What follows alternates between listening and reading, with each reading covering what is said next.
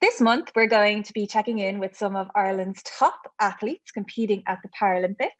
They are, of course, my teammates.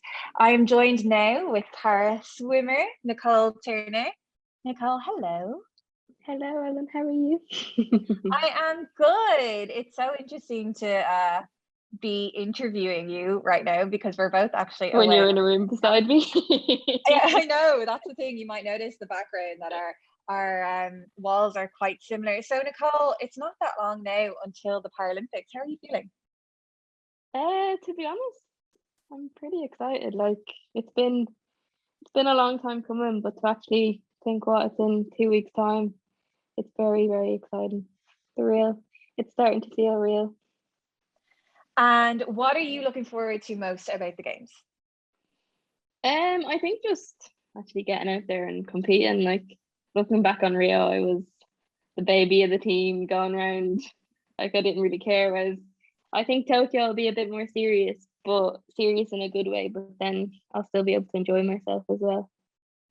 And how do you manage those nerves if they are? Do you get nervous when you say it's going to be a little bit more serious? I kind of feel that pressure coming from you or some nerves coming from you. How do you manage that sort of expectation, I guess, leading into a competition? Yeah, I would say it's a bit more nerves than it used to be. But I think for me, this is where me and you differ, Ellen. For me, when I get nervous, I try to surround myself with a lot of people and just take my mind off swimming and talk about any other stuff. So I think and even now, just focusing on swimming, like all the hard work's done. It's just about getting there and getting ourselves there safely, and then actually stepping up and racing. And I think the key for me is to enjoy myself and not overthink it. And once I enjoy myself, I always bring out the best. I think that's such an important message because I know we are watching the Olympics and we are watching all of the Irish athletes do such amazing jobs, but some of them maybe didn't perform as they wanted to. And a lot of them were first time Olympians, and the pressure of an event can actually get to people. And it is about just focusing on enjoying yourself because at the end of the day, you've worked so hard to get there. And I think that's the most important thing that maybe you learned from Rio, because Rio, you were only 14, you were a little baba, and the reason you went is because you needed that experience so that by the time Tokyo came around, you didn't get caught in the headlights. You are ready to go. Tell me about Rio. What memory stands out the most from Rio? There's a few, I'd say. I mean, the actual competing side of it, because I even remember like, oh, you guys were getting nervous, going all quiet into yourselves, and I was like, what's going on? It's just a bit of swimming.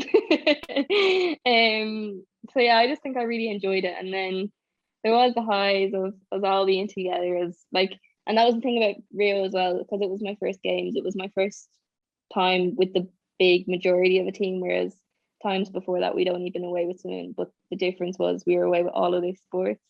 And just the different sides of that. And then carrying the flag, I'd say it was probably more of a proud moment for mom and dad.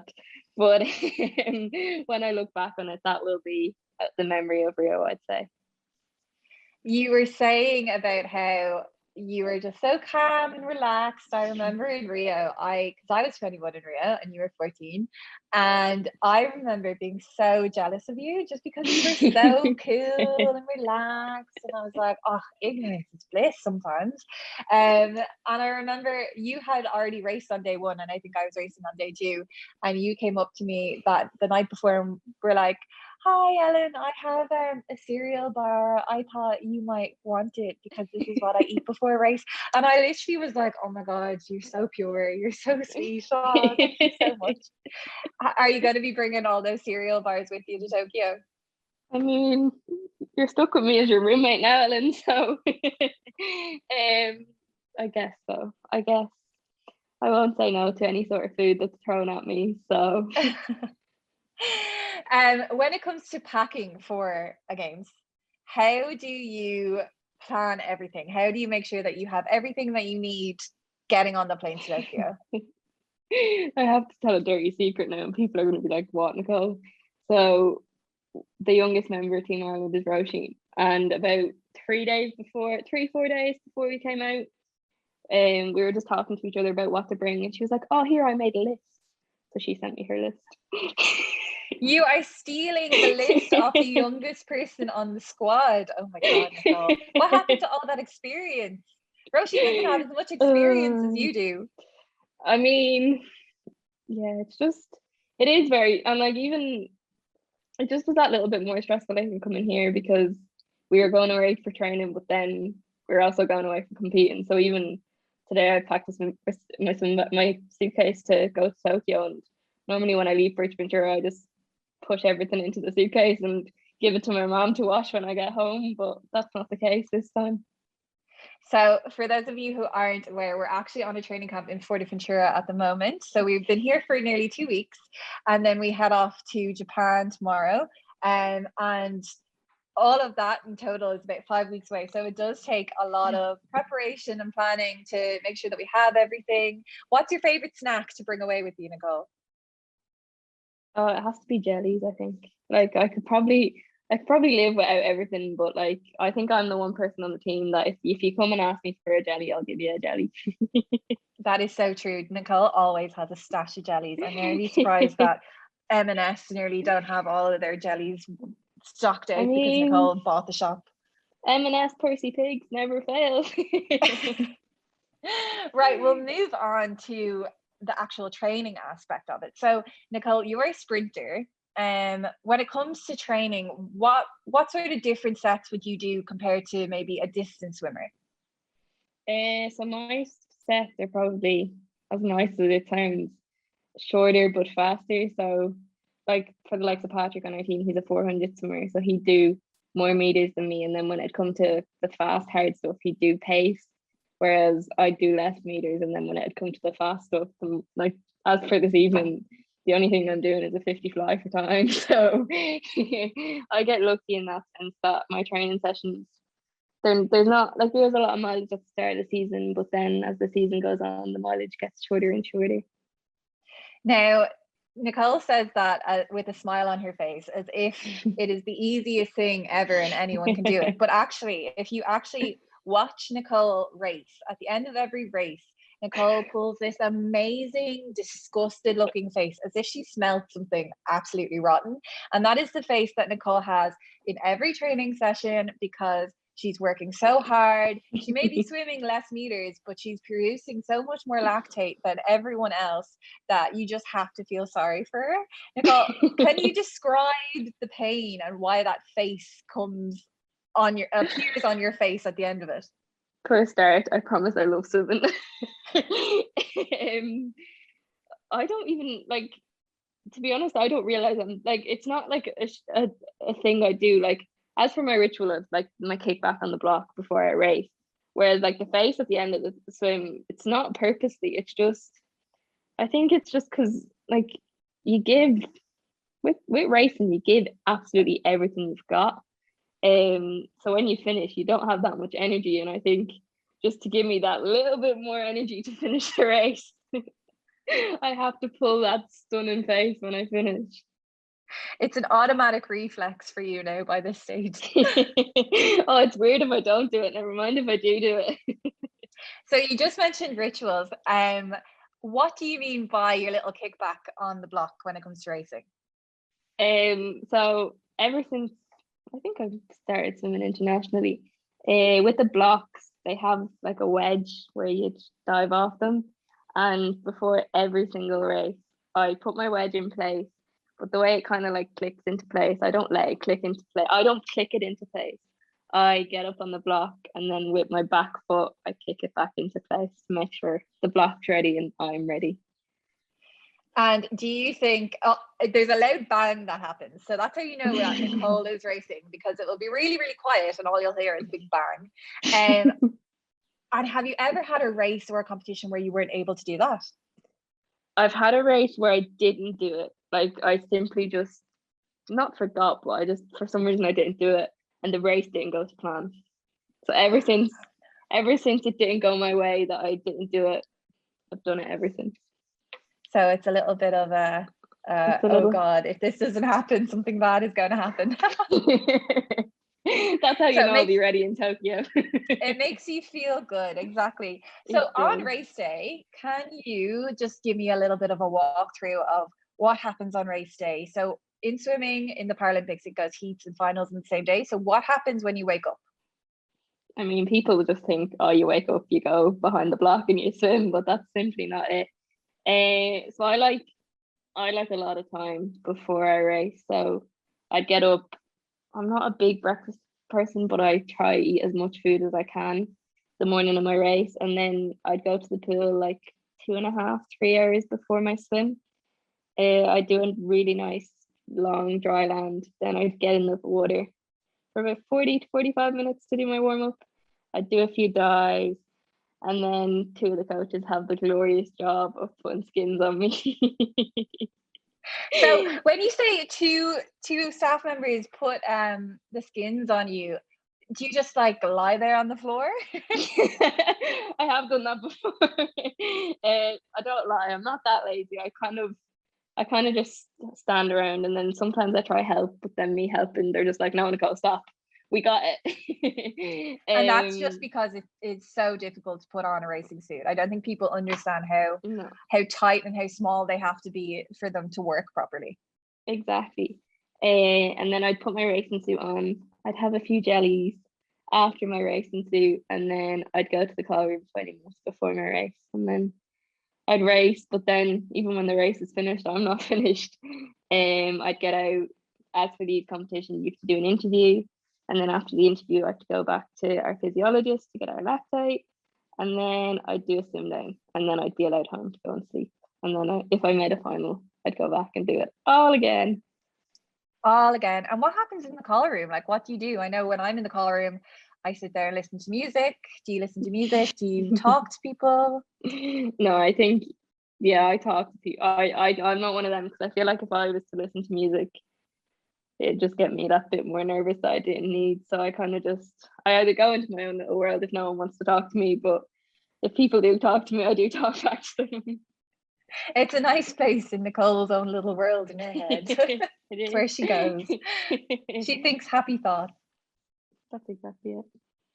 And what else? Of course, you wouldn't be able to get here or do anything that you're doing at the moment without the support of your amazing parents. Can you please tell the listeners all about Bernie Turner? So I live at home with my mom, my dad, and my two older brothers.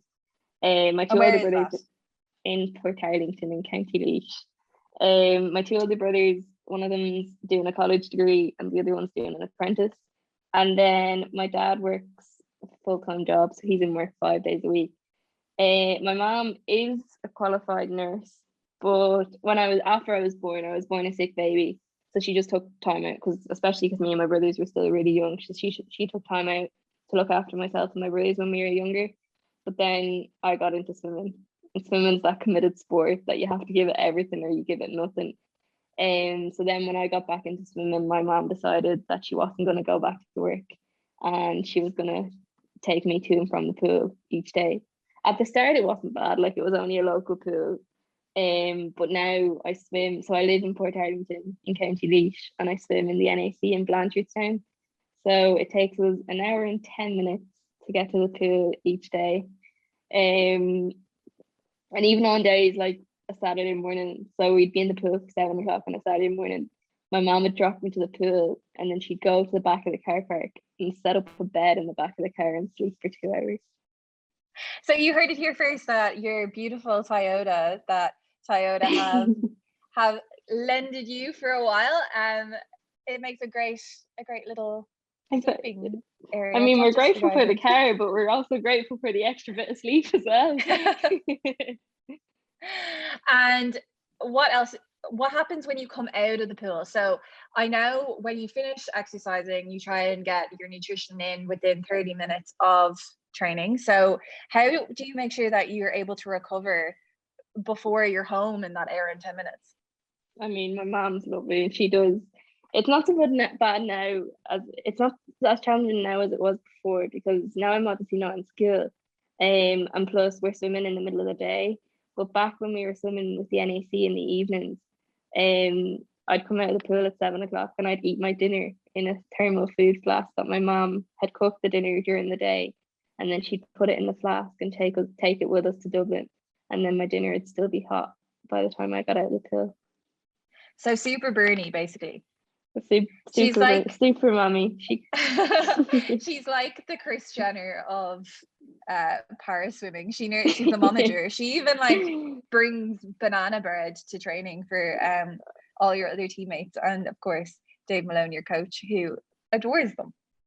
Oh yeah, like that's the thing. Like even as I'm getting older, and people are like, "Oh, you're gonna start driving and driving yourself to training." Like, I don't know what my mom's gonna do when I go back, but when I start driving and go swimming. She's not gonna let you go. No, she's not. Like that's the thing. Like my parents aren't pushy, and like I am 19 and I haven't passed my driving test yet, but she's not pushing me, and she says she's not pushing me because she wanted me to focus on Tokyo. But I think deep down it's because, well, for one, she doesn't want to lose the sponsored car, and for two, she doesn't want to. She just, yeah, I don't know, because she's a woman that she can't sit down either. So I don't know what she'll do. She'll obviously have to go and get some sort of job after when I start driving. Well, if she wants to mind me, I will take Bernie. She'd happily, Ellen, like ask her to move in with her, and she'll let you move in. I'm sure there's loads of people listening right now who are like, I love banana bread. I could do with a Bernie. And you mentioned there that you're not in school. So you took a break from education. What are your plans after Tokyo? Are you going to go back as well as learning how to drive? What are your plans? I think like some people are like, oh, you're going to go back to school after. Like I left school. So basically I left school when I was 17 after transition year in 2019. Yeah. And you thought it would only be a year break. I thought it was only going to be a year of no school. But then when the games got postponed, like I prioritized swimming over school. Not going to lie, education is very important, but I wasn't going to stop swimming just so I could focus on that.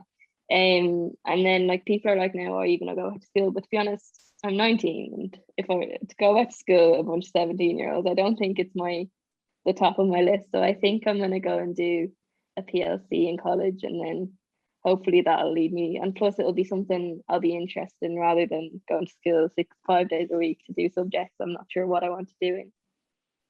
Do you know specifically what PLC you're going to do or where you want to go? I'm doing it in sport management, I think, and it's a college actually like 20 minutes away from my house, so it works out well, and it'll tie in well with swimming as well. So obviously in Tokyo there will be no spectators. Do you know anything about what Port Arlington are going to do? The people of Port Arlington say that. Have a great swimming history. They do, and to be fair to Shane Ryan, he's started the hype with the Olympics. But even like now when I'm over here, my mom's sending me messages being like, oh, there's like posters over here, there's posters here, and I'm like, I can't see them, I'm not there.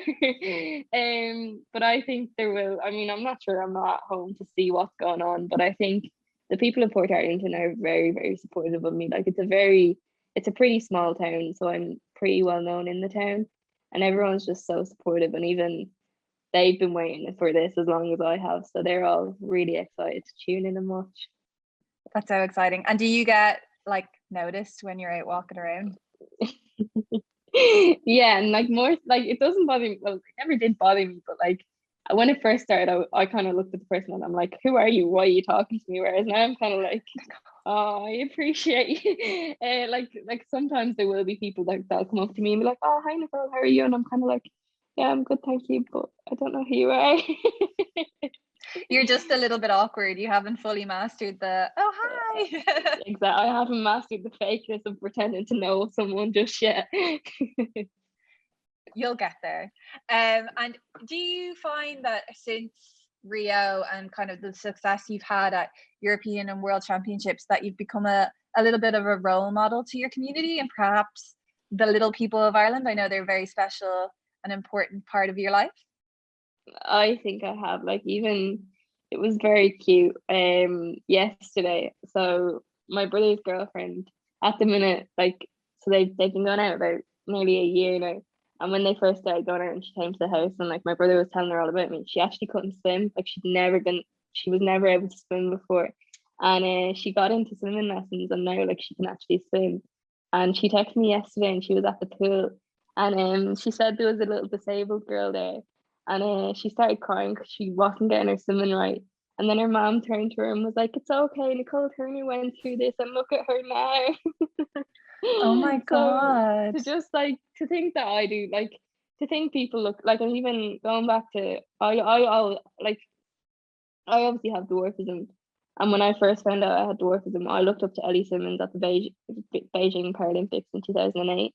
And then I was competing against her in Rio. So just to think the way I looked up to Ellie now, like people may be looking up to me, it's a nice feeling. Yeah, and that is the power of the Paralympics. It is that kind of representation that we don't see in mainstream media, unfortunately, that hopefully will improve. But it is a chance and an opportunity, not just to educate people on disabilities, but also for younger people to see what is possible, and also for parents. Do parents ever contact you asking for advice, or even saying thank you for doing you? Oh yeah, like the amount there is, like, even not so much with COVID now, but like back years, like a few years ago, I would go to the odd school, like the local school, and just give a little presentation. And like there would be parents messaging me being like, "Thank you so much, you've inspired me." Like it's a really nice feeling to think that like people are looking up to me, and like all the work I do put in, that is something that is nice that comes out of it. So it goes in your little like happy box for that when you're having one of those awful sessions that might be longer than 50 meters. You're thinking, this isn't just for me, this is for them. Exactly. And I wanted to ask you, when it comes to Tokyo, how excited are you to share a room with me? I'm very excited. We're currently in a little bubble, so we're not able to share at the moment. But when it comes to the village, I think we are going to be roomies. No, to be fair, I'm very, like, as I said earlier, I am a person who I don't like living life on my own. I always like to have someone there or someone to talk to. So you'll be sick of me by the end of the next 3 weeks, Ellen. I will not be sick of you. Don't think you'll be sick of me. I'll just be super, super hyper. Nicole, tell the listeners what exactly you will be competing in Tokyo and the days that you'll be competing. I'm actually only competing in 3 events in Tokyo, which is a big surprise for me. So day 1, I'm doing the 50-meter freestyle. Day 4, I'm doing the 100-meter breaststroke, and then day 6, I'm doing the 50-meter fly. Amazing. And I'm sure all that information will be up online for listeners to look up. Nicole Turner, thank you very much for joining me. Thank you, as always, Ellen. And very best of luck in Tokyo. Stay tuned to Off the Ball this month for more conversations in this series, with thanks to Toyota and their hashtag Start Your Impossible campaign.